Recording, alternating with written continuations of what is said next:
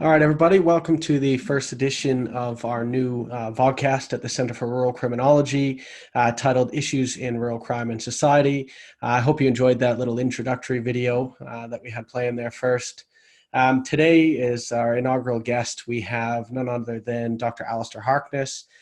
Dr. Alistair Harkness, Alistair from here on out for sake of ease, is a world-renowned, I would say, rural criminologist, specializing in farm crime and farm crime prevention. So Alistair, before I get too carried away, do you want to introduce yourself a little bit and tell us a little bit about yourself? G'day, Kyle, and welcome to the first podcast, everybody. My name's Alistair Harkness. I'm a rural criminologist. I've now working within the Centre for Rural Criminology at the University of New England in Armidale, New South Wales. Previously, I worked at a regional Victorian university for 10 years.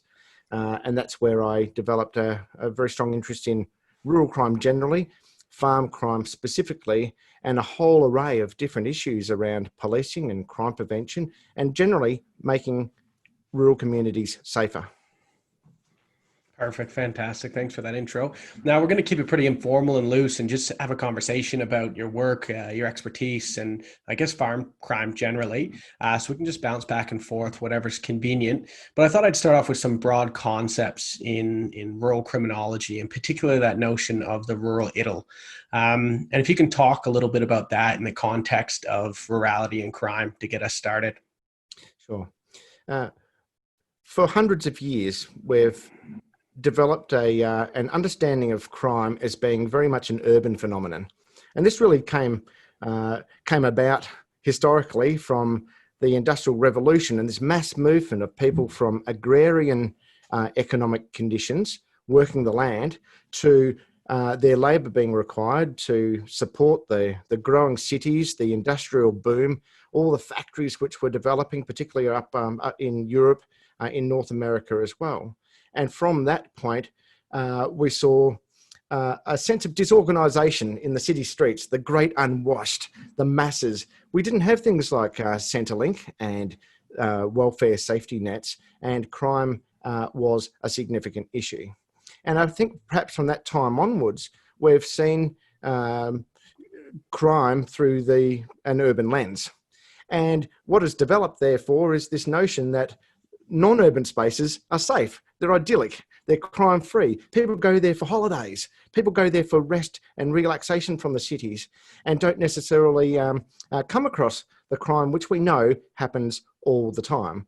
Rural spaces are not crime-free. The challenge here has been this focus away from rural spaces and very much in urban contexts. Yeah, thanks. Can we just go back to that concept of, it's beaten like a dead horse in criminology, but if we can contextualize it within rural crime, of social disorganization and social organization, and maybe reflect a little bit on what you were talking about there between kind of that, Gemine shaft, Jeshel shaft, that agrarian past to this counter industrial era of disorganization. Can you talk a little bit about how that plays into at least theoretical understandings of rural crime? Yes.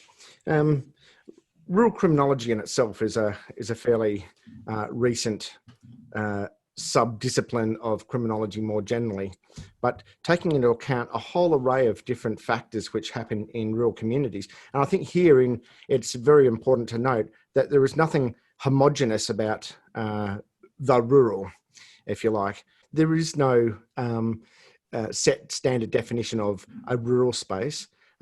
there are different agricultural areas of focus in different rural spaces. Some rural areas have no agricultural background either.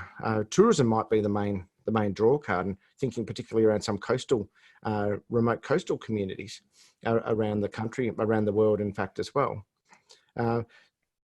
We also see there are a number of different examples whereby some communities are less organised, if you like, socially, and I'm thinking particularly around some of those perhaps centres focused on mining, where there is large proportions of fly-in, fly-out workers. And one of our colleagues in Canada, he works in the prairie counties in Saskatchewan and around that central part of Canada. And Rick Ruddle is his name, and he does a lot of work on the oil and gas sector. And what happens in those communities, the boom-bust communities, where a small community which might have hitherto had a population of 200, 300, 400 people suddenly has a population of 20,000. This enormous pressure which is placed on law enforcement, other social services, but also because people don't have that sense of purpose or sense of ownership of that local community. So perhaps anything goes. Compare that and contrast that with rural communities, rural townships, even villages, both here in Australia and elsewhere, where it's the same families have been there for multiple generations. Everybody knows one another. Everybody looks out for one another. Mm. So you've got this real diversity in rural spaces too. Yeah, again, key components of social disorganization theory. That is, people that aren't staples of the community, people that don't stick around, right? People moving from place to place, being more transient, and the inability to, I guess, create community and what are the implications of that on crime are very interesting. But on the other hand, as we know, there's been a lot of critique of this social disorganization theory in the rural. I know this isn't specifically your area of expertise. We'll get into farm crime in a second, but if we could just talk about a little bit this notion of social organization in the rural and how strong social bonds and strong communities can actually facilitate crime in contrast to what we constantly hear of in criminology of social disorganization leading to crime. Well, yeah, and sometimes that familiarity in a local community can be an inhibitor when and thinking in a farming context where a farmer might not want to report a neighbour who he or she knows is responsible for offending behaviour, stealing sheep, mixing them in with their own flock, slaughtering them to put in their own freezer, and the victim actually knows the offender but doesn't want to report that, doesn't want to create waves. There is less formal mechanisms for dealing with that, whether it's through snubbing the offender at the pub, bad-mouthing them locally, but certainly not involving the police, because as some farmers have told me anecdotally, I have to live next door to them. I have to live next door to them. I don't want to create more problems. Yeah. So there is that issue where familiarity can be a problem. But on the flip side as well, you've got a much greater sense in those established, well-connected communities of capable guardianship, where people will be looking out for one another. I mean, the forms of communication are a little bit different. I was in Warrnambool a couple of years ago, or just outside of Warrnambool, in a little place called Garvock, and it's a dairy country. And the form of communication is either on a Saturday night at the local footy club, or it's winding down the window when you see your neighbour coming towards you in their ute. And those dialogues that happen informally in the street as the two cars are side by side, or down at the footy club, very less formalised.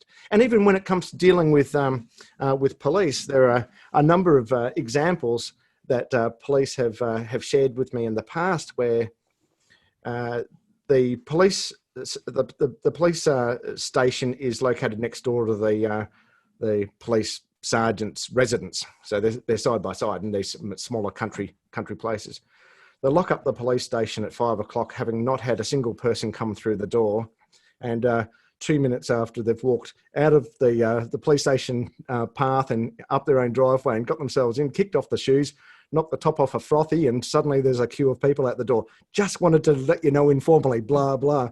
Yeah. And but we haven't reported to the police if you've gone to the house. But if you went next door to the police station, then that's formalised. Yeah. There's that. There are those interesting dynamics within many rural communities. Yeah. And I think that's why we talk about rurals as a plural, right? And specifically how, different communities and areas are going to have their own criminogenic environment that are shaped by, more local factors. And I guess when we're looking at rural crime and rural criminology, it's just really exploring how aspects of locational context or, local cultural geography would shape patterns of crime more generally. And then you got the sort of the hinterland or the borders, the peripheries between rural and urban. I think you've coined the phrase the rurban, the rural and the urban.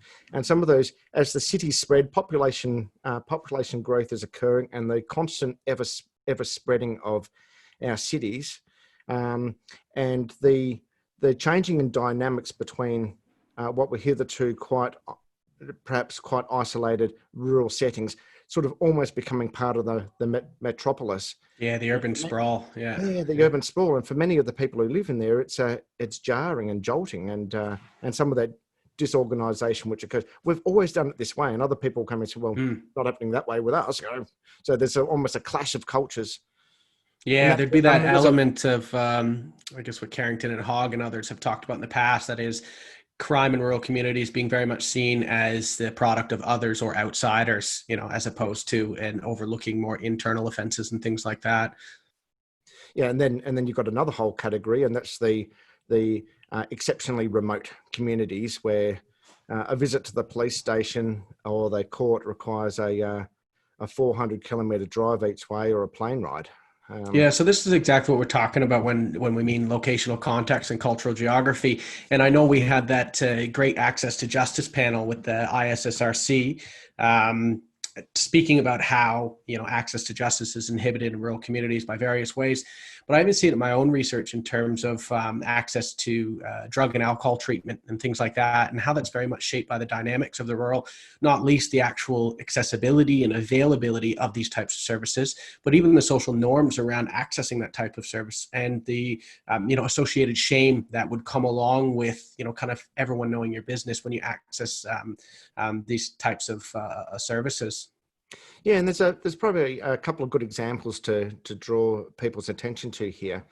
One of them came from some work that George and Harris did, looking at access to legal services for victims and survivors of family violence in rural and regional Victoria.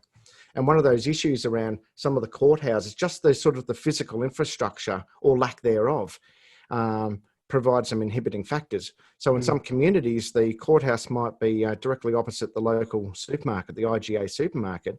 And when an announcement's put over the PA to call the next case, everybody in the supermarket knows that Mrs. Jones is going to court 2 at 10:30. Yeah. And suddenly it's everybody's business. Some of those old courthouses and police stations don't have separate meeting spaces. So you're dealing with quite traumatic matters over the front counter while somebody else is waiting to get a gun license signed. So that's one example. And perhaps another example comes from Jonathan Hunya, who wrote a small contribution to a book published back in 2016 called Locating Crime in Context and Place. And he talks about your book with Dr. Bridget Harris, and Bridget Harris and David Baker, and published by the Federation Press.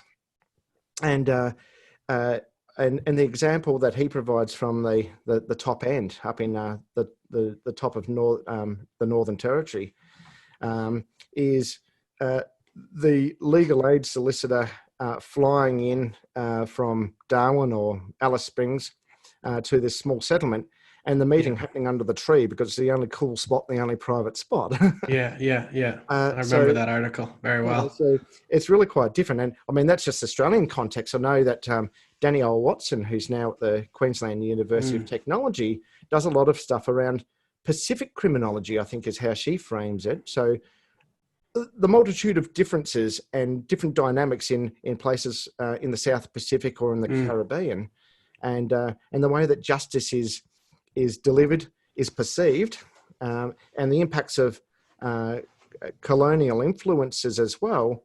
It's sort of a real melting pot of different styles and forms of justice, and that in itself is a markedly different consideration. Let's move into talking a little bit about farm crime.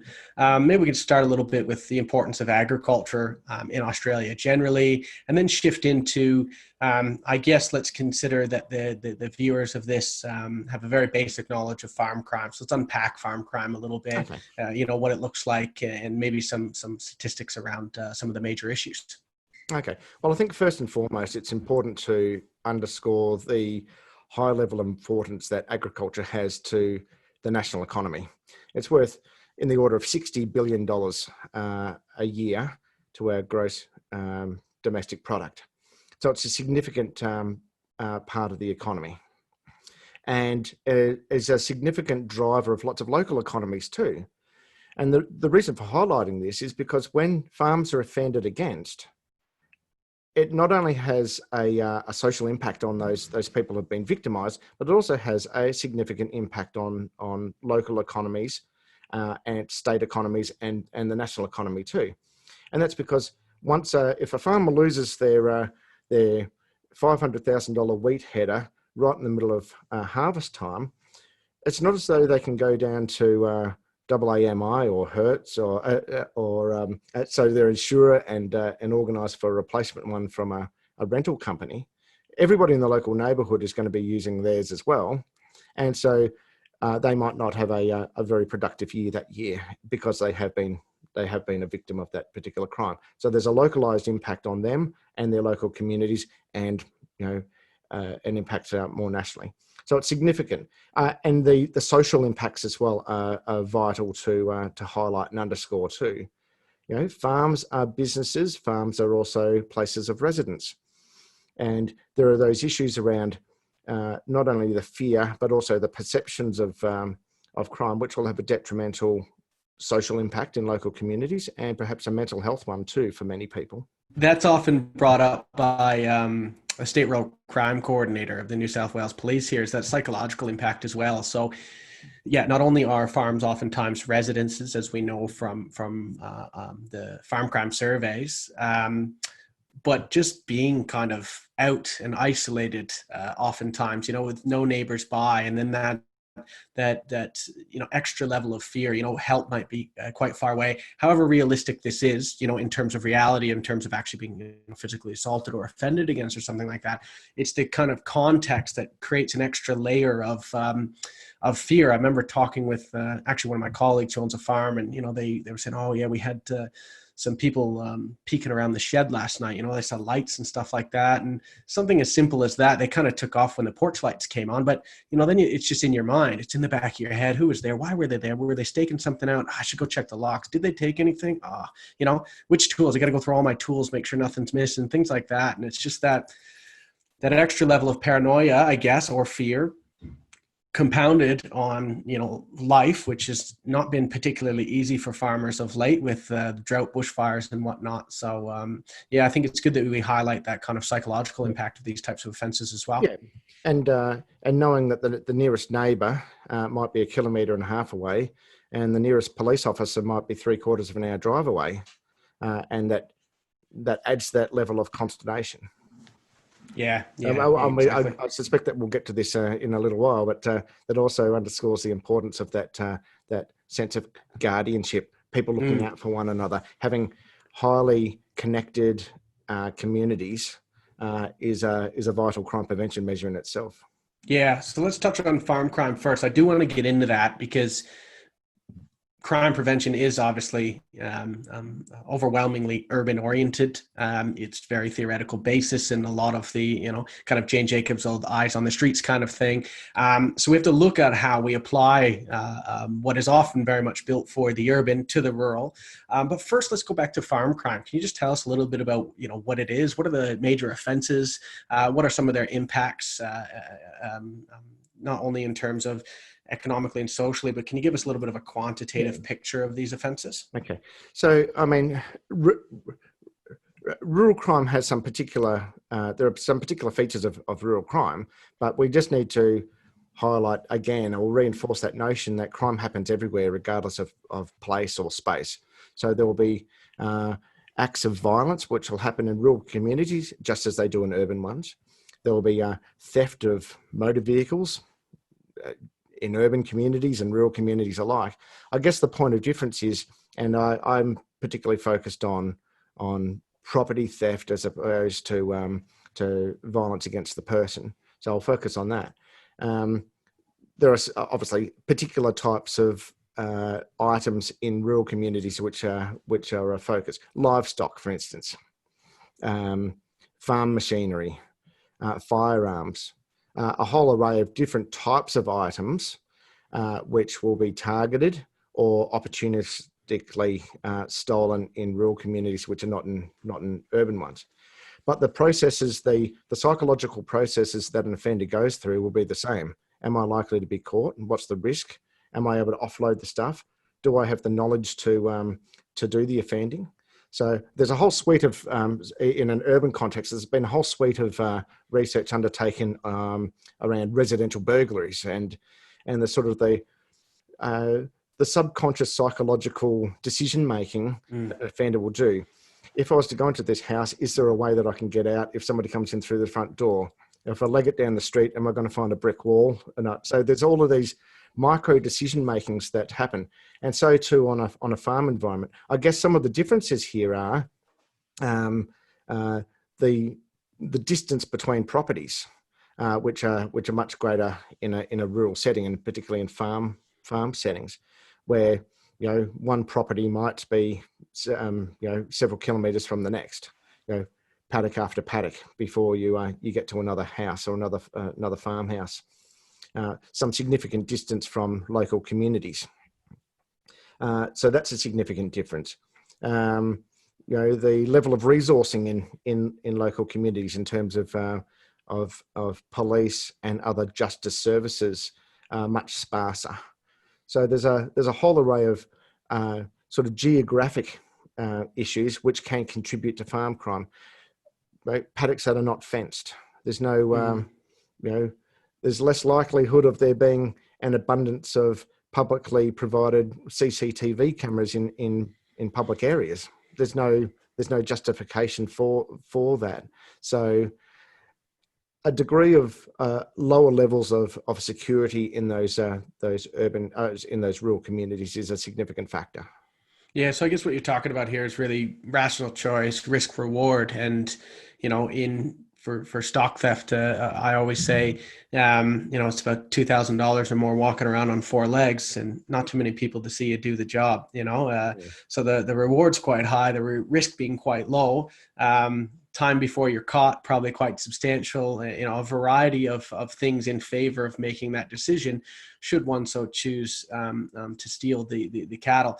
What I do find really interesting, though, is you raising, obviously there's a million decisions that kind of come into these above risk reward, or that make that risk reward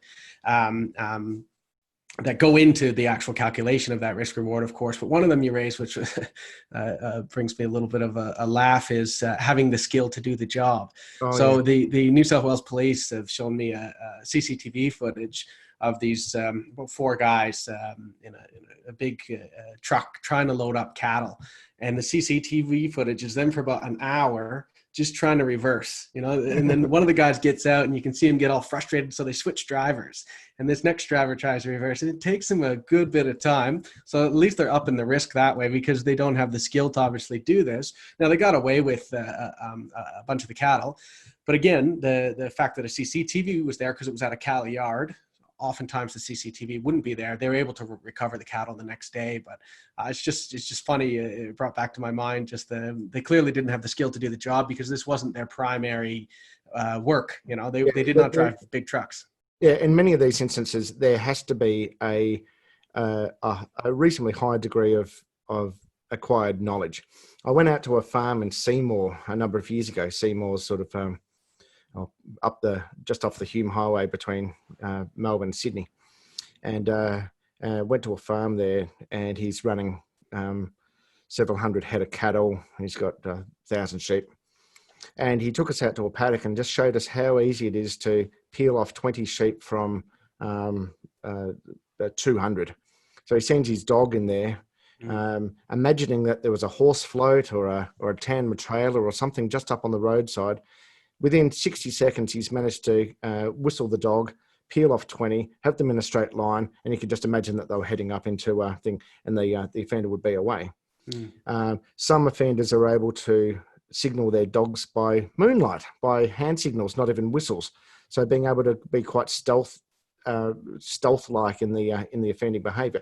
They're not skills that somebody who has never been to the country would have. First of all, you need the working dog. Secondly, you need to know how to work the dog, and there's also not only the acts of committing the offence, but also the disposing of the stolen goods. Unless you're stealing the livestock for your own freezer, you're wanting to sell them on, or you're wanting to sell the material on to get the cash recompense for your offending.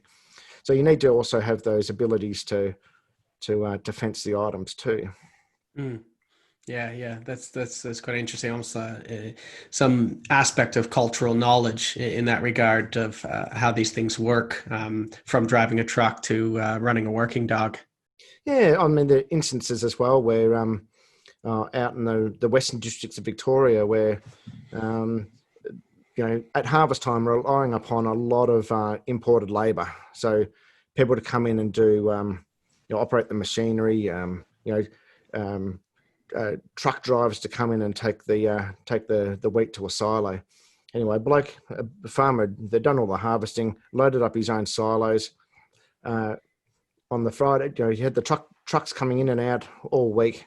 Gets to the Friday night and packs up effectively for the weekend. Job done. Comes along on Monday, and all the silos had been emptied out. It was the contracted truck driver knew that he'd have a market for it up in New South Wales or Queensland, and just came in when he wasn't going to be observed. Took truckload of wheat out of there, and presumably on-sold it at some discounted rate. So would I know how to A, drive a truck, or B, sell a truckload of harvested wheat? No, but other people do, and that's the issue. Yeah, very interesting. Maybe we can contextualize a little bit from previous farm crime research. Of course, Elaine Barclay's work is, groundbreaking in that regard, getting data on farm crime. Your own research out of Victoria, and our own recently launched through the Centre for Rural Criminology, the New South Wales Farm Crime Survey 2020. But there's some pretty consistent findings across that. And I wonder if you might, before we get into issues around reporting farm crime, so we've explored why farms are vulnerable, that kind of risk reward, absence of crime prevention tools, and these types of things. But can you tell me a little bit more about farm crime in terms of, for instance, victimization rates, and then moving into the issue of reporting? Yeah, well, I mean, the two are very much linked, and one of the we have to set this in the context of the dark figure of crime. There's a significant amount of crime which happens but goes unreported and unrecorded. So the crime's still happening, but it's not, because by virtue of it not being reported, it's not ending up in the official statistics. This creates a whole set of ongoing issues too, not least of all that decision makers, political and departmental, might not, and in terms of law enforcement and other agencies, might just be looking at the crime statistics, think that everything's reasonably rosy, and it's not something to direct resources towards. So that's one output. But it also means that if, for every crime that goes unreported, there's an offender who's getting away with their offending behaviour too. And we know from a vast bulk of research that that offenders will keep on going back to the same spot as long as they think that they can get away with it. And there's it'll have to come back to my mind, but there's a particular theoretical notion that comes about from the animal kingdom, and where animals will go and forage for. So optimal foraging is what it's called. And once you find a food source, you'll keep on going back to the food source as long as it's there. perhaps to underscore this with an anecdote that was provided to me from a couple of police officers out in the Western Districts out in Horsham a number of years ago. An old cocky comes into the police station and says, "Oh, you know what? I just need to report a whole heap of stuff's been stolen out of my shed." So they go out there and said, "Had you locked your shed?" I said, "No, never locked my shed. Never needed to. Never had anything stolen from it." I said, "Well, you want to lock your shed because there's a very high likelihood that the offender or offenders are going to come back and they'll do you over again. They already know. They know what they weren't able to take. They know what's there. They'll have already made a little inventory in their own minds about what they're going to target next." Yeah, okay. Well, comes in the next day. "Oh, you wouldn't believe it. You know, stuff's been knocked off again." I said, "Well, we do believe it because we told you yesterday this is exactly what was going to happen." A couple of days go by. So they reinforce the message. You need to lock your stuff up because they could come back a third time. There's a repeat victimization is a thing, you know, take our word for it. So a couple of days go by. He comes in later in the week, 3 or 4 days later. He says, "They've done me again." I said, "Oh, what happened?" I said, "I took your advice. I locked up my stuff for a couple of days. Nothing got stolen. So I thought, oh, well, that's all good." And he got hit again. So yeah, so, I can empathize with that a little bit. A little anecdote of my own, a more personal one is, I guess I grew up in an area where we didn't lock our doors at all. So I mean, I never locked my car. My parents usually had the door open even when we were gone for school, stuff like that. And then as I've gotten older and lived in Europe for a few years in different countries around there, I maintained that kind of local behavior. And when I lived in London, I just didn't lock my doors just because, I don't know, it really went against my trust. I felt like I was betraying others' trust. You know what I mean? I was suggesting that people might steal, which is obviously very naive, especially for someone who teaches crime prevention now. But, and of course I had my sunglasses knocked off in London as well as my cell phone. And, now I lock my doors. Now that we're out in Armadale, I keep them open a little bit more, but, the opposite of that is my partner who grew up in the Netherlands, and the Netherlands has a particularly low crime rate, of course, but they have a rather high rate of petty theft, and particularly breaking into different cars, even breaking into houses and stuff like that. And so she is adamant about locking everything constantly. And it's just an interesting anecdote that makes me reflect on how culture, particularly locational context and cultural knowledge, really shapes your crime prevention behaviors. And in this case, obviously, the farmer didn't want to lock his door simply because it's just not how things are done. Yeah. The point is that we are now in 2020 and so much has changed. Even the access and egress from rural communities is so much easier now than it has been in the past. We've got double lane highways at 100, 110 kilometres an hour. We've got faster rail services to regional cities. We are making it much easier for people to get in and out of rural areas. So there's that sort of the greying of the peripheries, if you like, between rural and urban.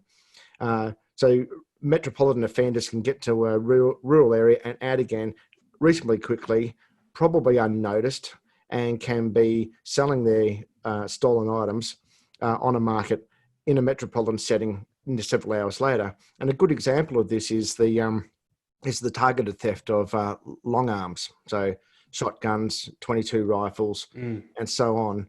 Since the significant changes to gun laws in 1996 by the newly elected Howard government, immediately following the horrific massacre at Port Arthur, enormous changes to our gun laws. It's become much more difficult to acquire semi-automatic firearms, other illegal firearms.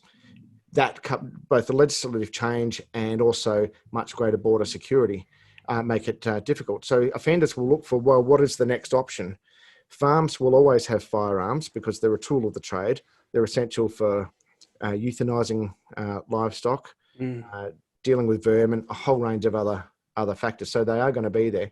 And often as much as a farmer abides by the rule of the law and locks the firearms up, follow in the correct receptacles and following all requirements, they'll still be targeted. because the offenders will know that there's 4, 5, 6 firearms there that are ripe for the taking, and this is a particular issue, and it goes to underscore that again that merging between rural and urban. So we don't have crime that happens in A and crime that happens in B. You've got this sort of overflow from one geographic space to another, and those firearms stolen from the farm can then be sawn off and used in street battles by a wannabe meth dealer showing how important he is, and so on and so forth, and perhaps also used in the commission of crimes in urban settings too. The Queensland Police, I think, this year, late last year, raised that as a primary issue. I think what we would call the grey market. That is, farmers access their weapons legally through legal channels. And then the primary market for, would-be offenders is this grey market because of the difficulties introduced with gun legislation and gun laws. And so, that's makes for an interesting scenario of that overlap between that urban-rural crime. I mean, we consider these things in an Australian context too. We could have a completely different discussion if we're thinking about firearms and rurality in say the United States. And again, it's also a good example of that difference between the targeted thefts. So that example of the firearms being specifically targeted versus the opportunistic thefts, and the ways that we deal with each might be slightly different. Another example of a targeted theft is if you're in Mount Isa and you're in need of use the example again of a wheat header, you can go down and buy a $500,000 one new, or you can buy a second-hand one from a bloke that you know for half the price, and it'll be stolen to order. Compare that with a roustabout or somebody else in my local community, seeing something lying around and said, "Yeah, I could do with a new chainsaw." Yeah, interesting. So I guess when we're talking about victimization, I know these past surveys have hit it around, victimization rates of inching towards 80%. I mean, I know the preliminary stuff out of our farm crime survey is well over the 80% mark currently, of some level of victimization on farm. And as you've pointed out, primarily to do with acquisitive crime or theft, particularly of livestock, as well as trespass is obviously a significantly high one. But let's move back to let's focus on livestock theft as the example, as Elaine Barclay and others call it the quintessential rural crime. It's our best example here. Can we talk about the issues then that bleed into reporting and the underreporting? Why aren't farmers reporting these types of offenses? Okay, so there's an array of different reasons that are often proffered. And perhaps we can divide these up into the institutional reasons, evidence-based reasons, and community-based reasons. So in terms of the institutional reasons, things around police. So not being confident that the police will take the matter seriously. And that comes up again and again and again. A notion that the police might not be able to do anything about it, even if it was taken seriously. So some of those institutional issues, or thinking, if I do report it, I might have to go to the court, and a day in court's a day off the farm, and I can't really take that chance, and the hassles of the legal process as well. And then there's all those different evidence-based reasons. So sometimes, we'll use livestock as an example again here. If somebody loses 20, 30, 40 sheep out of 400 or 500, it's not going to be easily noticed. The sheep are only mustered 4 or 5 times a year for drenching, shearing, counting. And so several months could go by between the offence occurring and the offence being noticed. In the meantime, any chance of there being evidence is long and well and truly gone. So, tire marks gone, neighbours can't remember. I think there might have been a red Ford Falcon, or it was a grey Commodore. I can't really be 100% sure. That was a while ago, mate. I don't know. So you don't have that evidence, and then, so the farmer will perhaps, well, they could have been stolen, or they could have been taken by a dog. Go and check all the fences. Is there any any carcasses? Doing all that sort of stuff, but the evidence is well and truly gone, and So evidence is a significant issue in not reporting. And then there's the community-based reasons that farmers will indicate. That they knew who the offender was. They know it's the next door neighbour. I have to live next door to him. Or there's a fear of revenge. Or they don't want to have the matter end up in the paper or taken up by the media. So an array of different reasons as to why the reporting doesn't happen. Yeah, interesting. So if we focus on that maybe, I guess we could call it trust issue between the police and between farmers, or a confidence issue. And I think it goes two ways, right? The farmers thought maybe he's reported it before and things didn't go anywhere, or maybe the farmer's smart enough to realize, I don't know when these things went missing, how the police supposed to do anything, right? And the police are going, there's nothing I can do about this. There's absolutely no evidence on which we could even begin our investigation. We haven't a clue when these things were taken, who might have taken them. And so both parties are kind of left frustrated. And I think the research has shown that this has led to a little bit of a gap between farmers and the police. Can you speak to that a little bit? Yeah. And that level of frustration, which would no doubt mount when a constable comes up the farm driveway. The farmer says, I've had a couple of Dorper rams stolen, and the police officer doesn't know if that's an import truck or from America or if it's something else altogether. And suddenly there's already this gulf between, what am I dealing with here, and so that level of trust said, I may as well just sort it out myself. I'll work it out myself. And then the word spreads around the local community. So, Mr. Plods, he wasn't really all that helpful to me. One of the things that I'd noticed in my research, and you might uncover something similar too, is when you introduce police officers into those farm communities who actually have an agricultural background and agricultural knowledge themselves, the levels of trust just skyrocket effectively. So here in Victoria, back in 2011, we had the old stock squad had been long disbanded many, many years previously. But in 2011 was established agricultural liaison officers. They've just recently been renamed as farm crime liaison officers. But essentially it's a group, about 60 officers, mostly general duties detectives, some uniformed members as well, who apply for this role. It's just an additional portfolio in their suite of things that they need to look after. But they might have been they might have grown up on a farm. They might actually be a farmer themselves. They live in farming communities. They might have been around horses all their life. So they have a knowledge about a specific aspect of farming, but about farming more generally, and knowing how farmers, the pressures that they're under, the things that they have to do, and being able to recognise different types of animals. So.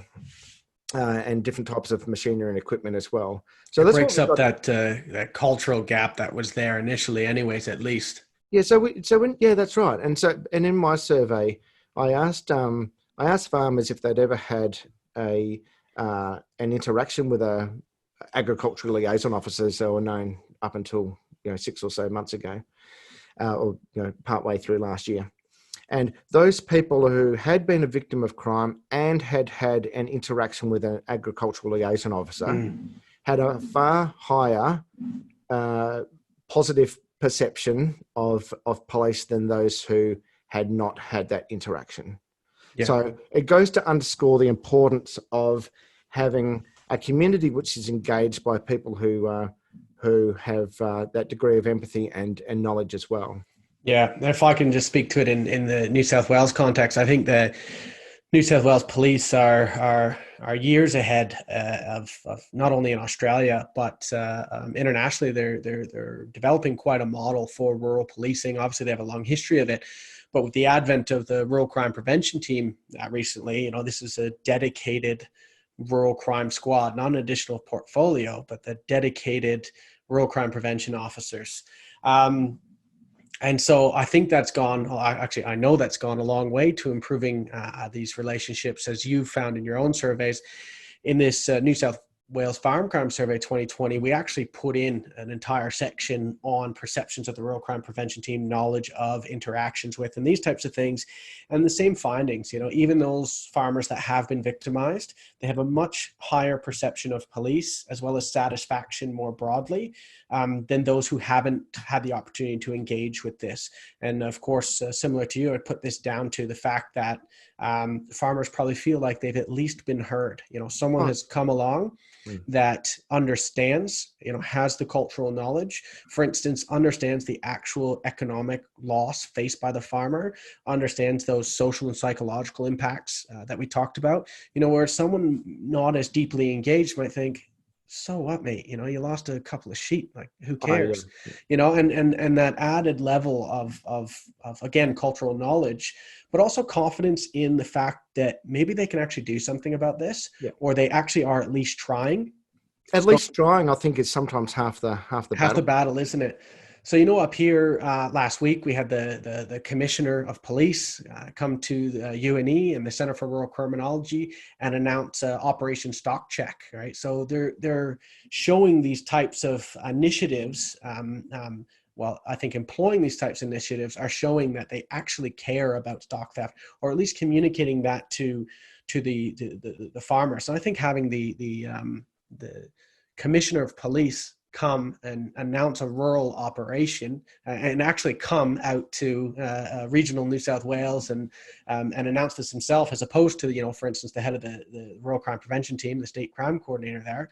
I think it says a lot. And I think that's what they want to do as well. And in my conversations with the head of the Rural Crime Prevention Team, the state Rural Crime coordinator, he says that's half the battle too. It is about solving crime, and it is actually, as in their name suggests, it's about preventing rural crime, but it's also about filling that trust gap, and repairing those relationships and building on those relationships between rural communities, broadly speaking, and the police. Oh, and we can see and again, in a United States context, when in some communities where that level of trust is completely broken down between the police and the policed, it's chaotic. Yeah. But we see all of the evidence around trust and confidence in police and its positive impacts on crime rates when you do have a highly engaged and connected community. So the police being, the Peelian, Robert Peel's ambition was for the police to be the people and the people are the police, Yeah. And focusing on the prevention of crime rather than necessarily on the enforcement of laws, being a part of communities. And that's fundamentally important. I went to an event at the end of last year, which was attended by a number of rural police officers.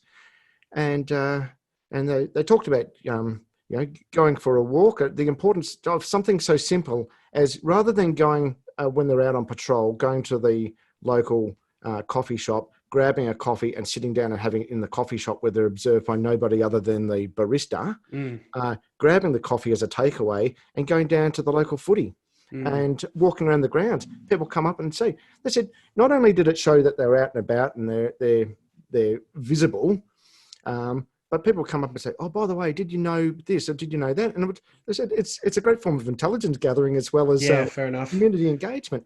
They wouldn't get that if they just sat down and isolated, or sat in the only turned up retrospectively to a or reactively to a report. Funny you say that. The commissioner himself noted that he walked the streets of Armidale and how many people came up to him to just chat with him and shake his hand, none of them knowing that he was the commissioner of police, and he said that I guess engendered a good feeling, the fact that they didn't know who he was and they just wanted to talk to their local officers. And I'm sure he doesn't get that in Sydney very often. And so it's interesting, that dynamic. But I think what we're talking about here, even they're one and the same, not necessarily in terms of going out and solving crime, but this aspect of crime prevention and the necessary aspects of it require that trusting relationship between the police and the policed, or between police and rural communities. And so by improving that relationship and by focusing on improving that relationship, they are improving the capacity to prevent rural crime as well. Oh, absolutely. The adage prevention is better than cure is is absolutely important. In America, it's an ounce of prevention is better than a pound of a cure. Is it different over here? Is it a kilo of a cure? Oh, yeah. I'm not 100% sure, but just thinking, I've just pulled up this Robert Peel. For those of you who are not fully au fait with your history of modern police, so Robert Peel was the Home Secretary in the United Kingdom back in 1829. He also went on to become the British Prime Minister too. But when he was the Home Secretary, so the equivalent of our police minister effectively here, or the Attorney General perhaps, he said that the principal object to be obtained is the prevention of crime. To this great and every effort of the police is to be directed. And also importantly, the ability of the police to perform their duties is dependent upon the public approval of police actions. So we came up with these 9 key precepts around what the modern police should be about, and underscoring that importance that crime prevention has to be at the forefront, not a reactive law enforcement operation necessarily, but one that's getting in there. And that's where these rural crime teams are doing such a fantastic job. I spent an entire day with a couple of officers up in North Wales a number of years ago, and spent the day going around the community. And not only was it just dropping in and visiting people as they did their rounds and responding to calls as well, but engaging with the community through social media. So they knew where all the little Wi-Fi hotspots were. Pull the car over out the front, engines idling, send a little tweet out. It had a couple of purposes. They're demonstrating that they're out and about and they're doing things to law-abiding people. Also flags to all the crooks that the police are here, there, and everywhere. So it just pings in this township. And it just brings me back to that anecdote I had earlier of that group of guys that really couldn't back up to steal the cattle. Well, actually, it wasn't the CCTV that got it. The CCTV helped, but the Rural Crime Prevention Team has quite a huge Facebook following. They're like that as well, just constantly posting, different arrests or different things that they're up to and doing, notifying people that they're out and about. But in this case, they posted that footage of the CCTV. And I've seen it somewhere in the presentation that the State Rural Crime Coordinator gave, but he shows the screenshot of the Facebook thread, and someone tags someone and says, "Care to explain?" So the police decided to follow up on that, and sure enough, that led to the arrest of the 4 people involved. But that's there are many different technological ways of engaging with the community too. I know, again, out in the dairy farming area in the west of the southwest of Victoria, a lot of farmers would set up their own WhatsApp groups. Yeah. Dairy farming it's not a huge labor-intensive operation. So, a small dairy farm with 150, 200, 250 cattle can be dealt with just by 1 or 2 people, really. So it's sharing some of the experiences and problem solving through many different inputs is something. Crowdsourcing. Crowdsourcing. Crime prevention knowledge. I don't know how to do this, but so just some of those fundamental basics from a young bloke who's just starting out as a dairy farmer. But it's also, I'll just be aware, there was a white Ford Transit van coming up around my thing. Never seen it before, and they drove off quickly when I went up to approach them. Just watch out. So I mean, there is that degree of engagement. Again, that speaks to that social bonds, right, and that social organization and working together for the purpose of crime prevention. Yeah, that's right. I want to move into one aspect. Now, we've covered a few things we're going to go into anyways in terms of, these concepts of capable guardianship and situational crime prevention, and really how traditions of urban-based crime prevention, especially obviously crime prevention through environmental design and things like that, and their failure to replicate, of course, obviously in the rural context by proxy, for the most part, of just the sheer vast wide open space, and the importance and central component of many crime prevention theories, and the basis of them is simply eyes on the street and capable guardianship and things like that. We talked about target hardening and how sometimes it's hard to get farmers to harden those targets for a variety of reasons. Again, the space kind of mitigates certain types of things being undertaken. But one area that's garnering, I think, opportunities and interest is technology, and the opportunities to employ technology for the purposes of rural crime prevention. Can you speak to that a little bit? Yes, yeah, and I think the first point to make is that sometimes solutions which could easily be encouraged in an urban setting will not necessarily translate, like logistically difficult. Yeah. So go to a farmer and say, this is what you need to do. You need to put a lock on every gate. So I've got 30 or 40 gates. And if I had a padlock on every one of them and they're all keyed differently, I'm going to have a keychain this big and all I'm going to be doing is unlocking gates. It's just simply not feasible. Yeah, not practical. During harvest time, they'll take a big trailer of fuel out into the middle of a paddock. Now, for those of you who are listening from perhaps different countries, we have vast expanses of space here, as you can imagine, and so towing the fuel back to and locking it up in a building each day is just not going to be feasible. So it'll be left out there. That obviously gives an opportunity for thieves to drain the tank, steal it altogether. So some of the ideas are good in theory, less practical though. Yeah. In terms of technology though, even over the last 10 years, technologies have come ahead in leaps and bounds. I'm thinking particularly here as an example of CCTV technology. So whereas a grainy, low-res camera 15 or 20 years ago would have cost the ends of the earth, they are relatively affordable now. Even mediocre quality motion activated cameras you can get from Aldi on a special buy in any shop around the country, or you can get a better quality one. And the good thing about this is, and it gets back to one of those points that we're talking about earlier around capturing evidence.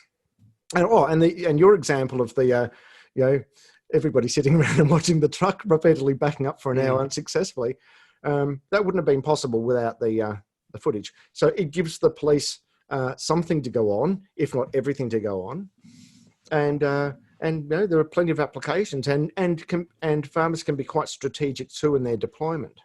Yeah, technology. It's not just I was having a chat to some people in the United Kingdom just a couple of days ago who from Heritage England, actually talking about heritage crime, and they've got an awful problem in many rural villages of the church roofs that are full of lead being completely ripped off. The reverend and the parishioners come down on a Sunday morning and there's no roof on the church. It's been knocked off. So they've got some significant issues there, and some of the parishioners who might be looking after this 300, 400, 500-year-old property in their dotage, and wouldn't be able to run after a thief anyway. So there's a whole heap of issues there.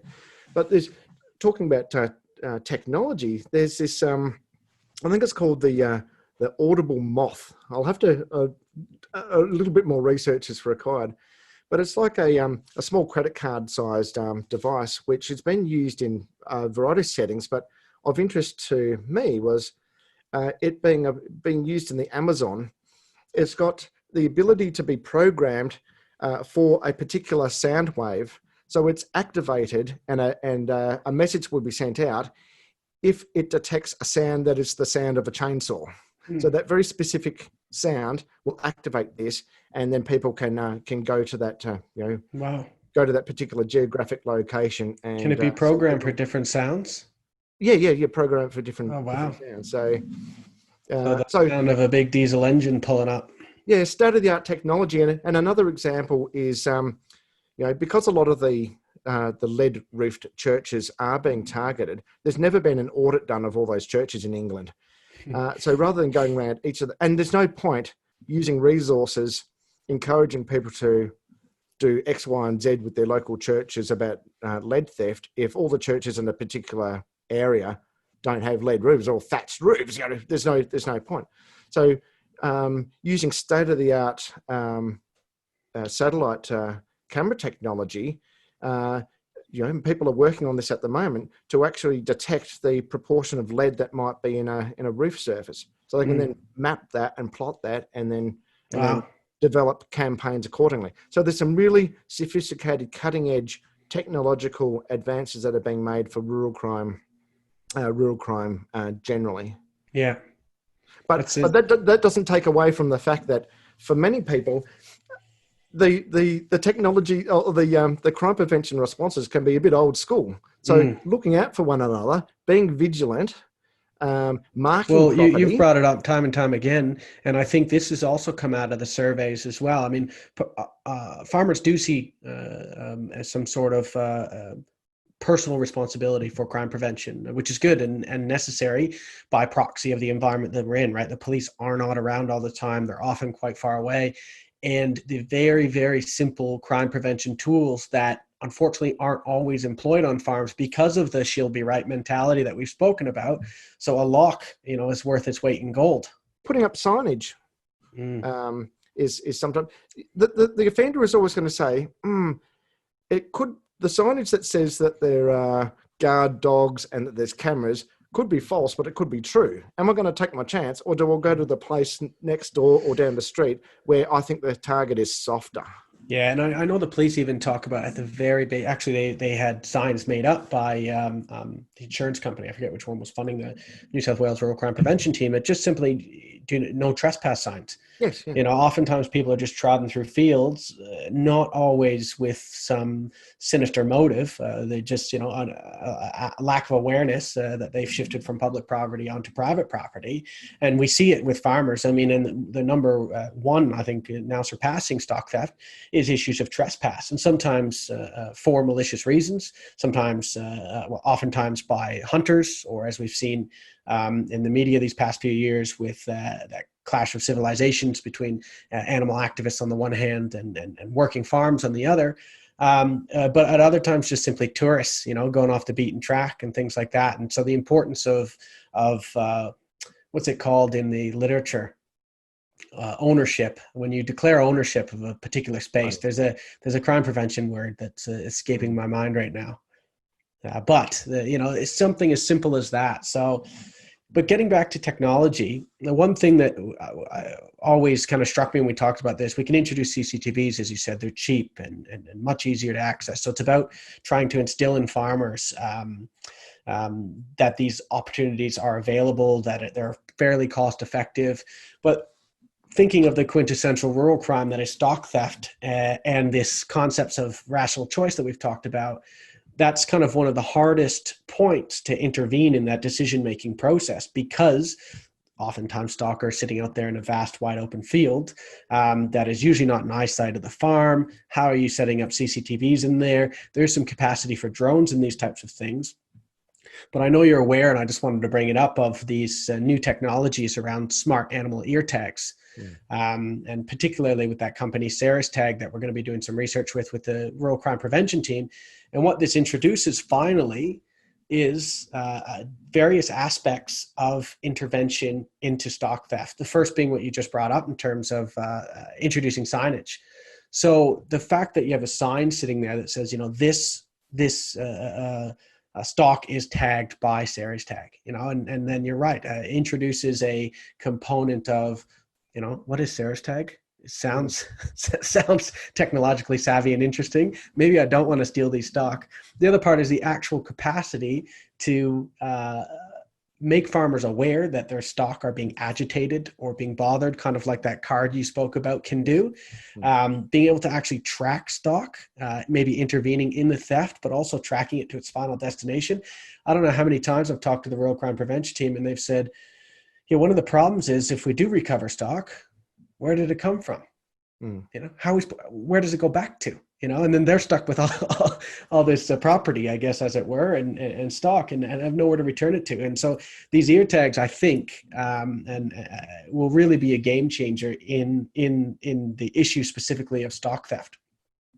Yes, yeah, and my survey, I asked farmers, if they'd after they'd been victimised, were their items returned? 92% didn't get them returned. Yeah. I mean, stock is easily disposed of. The mobile abattoirs dig a hole, bury the pelts or all the non-meat related parts of the animal. I noticed the National Farmers Union in the United Kingdom published an annual report, and they've published another one just recently, and at the start of August of 2020. And one of the things in the context of the COVID-19 is an increase in the number of animals, of livestock being stolen during these conditions.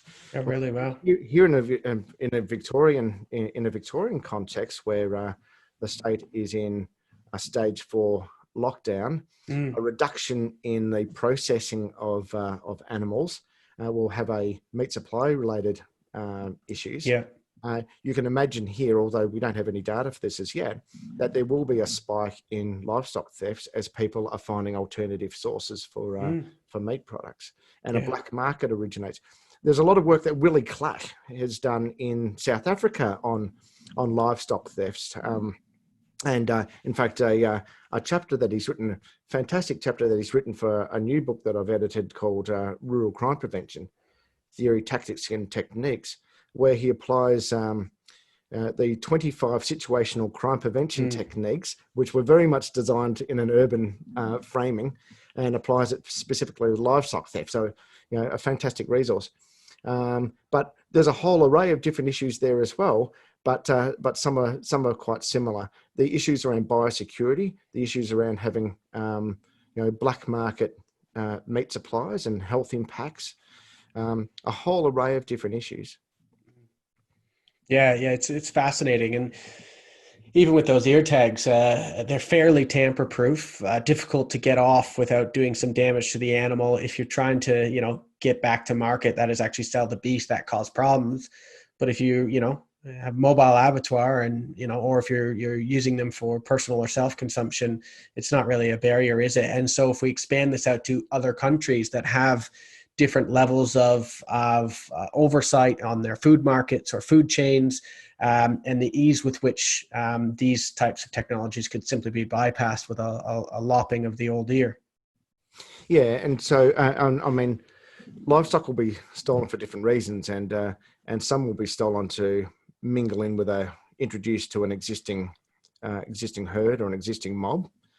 Others might be stolen for breeding purposes, so a ram, for instance.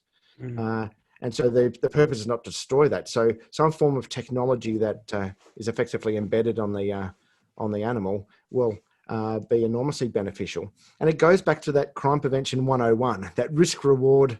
Yeah. If you think that there's at all a likelihood that an animal has been tagged in such a way that it'll be identified while it's on your property and in your possession illegally, might be looking for the softer target, the one that is. Yeah, and even if those tags are removable and you don't mean to enter, I guess, the legal market or re-enter the legal market to selling those beasts specifically, just the actual process and hassle of having to remove those. I've seen them kind of how the level of difficulty is quite significant.